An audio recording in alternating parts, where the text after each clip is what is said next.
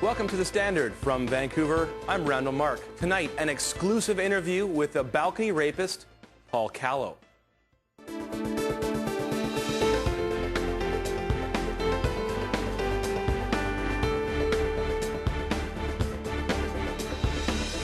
In 1987, Paul Callow was sentenced to 20 years in prison for 5 rapes he perpetrated in Toronto between 1985 and 1986. Nicknamed the balcony rapist because he gained entry to the women's homes through their balconies, he was released in BC back in February after serving his full sentence. Viewed by many as dangerous to the public, he's here with me now to discuss his time in prison, his release, and his story. Welcome to the show, Mr. Callow. Thank you. Let me set this up for a second. I mean, most people, when they think of Paul Callow, they think of a very dangerous person. They think of someone that's a walking time bomb. Why on the earth would you come on this show and talk with me?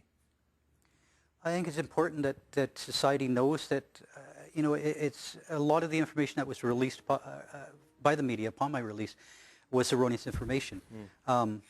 They did use the words ticking time bomb. I was, I guess, expected to blow at any time. Any and every woman should have been afraid of me from what they were. The hype you're saying was generating this fear. And they portrayed me as being somebody that spent the 20 years basically, just waiting for the door to open. That I refused to accept any program. That I wasn't remorseful. There was a lot of things that they actually even claimed that at one point somebody said that they claimed that I admitted to 26 other rapes that the authorities were unaware of. That one is just totally untrue. Like I don't know where false. and it's actually, I don't know, I don't want to get in because it kind of involves somebody else. I don't want to say I was going to go somewhere else, but I've got it in writing where it says that, And so you're saying there was accusations, there was perceptions being generated that you're saying are very false. Yes. And I mean, over the next 2 nights, as we have a conversation with you, I hope to get into some of those details. But before we get into there, let's go back, because we need to just set the table. Most people are obviously trying to understand what was going on here. Take me back to 1985, when you began to move into the cycle of crime and violence. What was going on in your head at the time that you started committing these rapes? It was, actually, was it 85 or 86?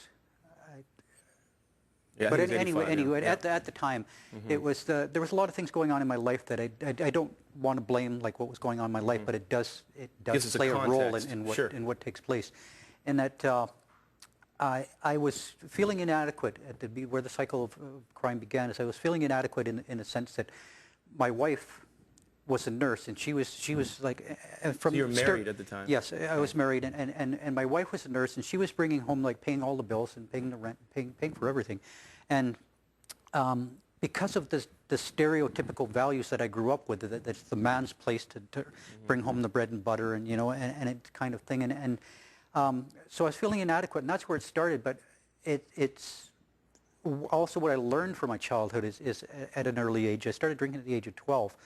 And it was to escape feelings of my family and the abuses, the psychological and physical abuse that I'd gone through, and to try to feel better, not having any coping skills to be able to cope with it. I turned to alcohol, and I knew that alcohol always made me feel better. So that's where I went when I was feeling inadequate, just not knowing any better. Alcohol, I knew, always worked, but it was a short fix. It fixed things for the night. The next day, the problem's still there. So. But to move from feelings of inadequacy and even alcoholism to the jump to violent rape is a pretty big jump for most people. No, that's what I'm getting at. There's a lot more involved there. Like that's just the beginning. Now the alcohol. Okay, so I go and drink because I think I'm going to feel better because of the alcohol, and it does help me feel a little better about inadequacy. But now I go home, and now it starts an argument between my wife and I, because now I'm out drinking, and I could be home helping look after that. I had a daughter at the time. I could be home, after work and in time for supper or whatever, and help look after my daughter, and instead I'm out, looking after myself. And so it starts an argument between my wife and I. So now I get frustrated over the arguing, and then So now we can add frustration to and then I feel rejected. Now we add rejection, and it just keeps, and then the frustration. Then I start blaming her for the way I'm feeling. There's obviously anger. And it's, yeah. So I misdirect my feelings, and I've done that a lot in my past. I would blame someone else for the way I'm feeling. So then I blame her, and that kind of allows me to move from the frustration and the rejection, all that, to anger. Now I'm angry because it's her fault from what's taking place, and a lot more, and it just more and more emotions get involved, and it's not like, I felt inadequate, so I went out and raped the woman. This is a long process. Yeah, and it but went there on is a for sense long. of power. I mean, they talk about rape not necessarily just being about sex. It's about a feeling of wanting to have power because you feel like you have none. Is that, would you say that's true? That's the point I get to. It's like I say, when it started with something very simple, feeling inadequate. Something that I could have dealt with, like to use a more adaptive coping skill, I could have sat down with my wife and said, look, honey, I feel inadequate. You don't have any of those skills, though, you said. No, I didn't at the time. Yeah. And that's why I'm saying now I do. And I got to give it to the programs that they taught me while I was in prison. But the thing is like it starts off with these things, and it just keeps building and building and building. And you can intervene at any time, and I know that now. But I wasn't aware of that at the time. So it did build to the point where I did feel powerless. Like it's like she was in control.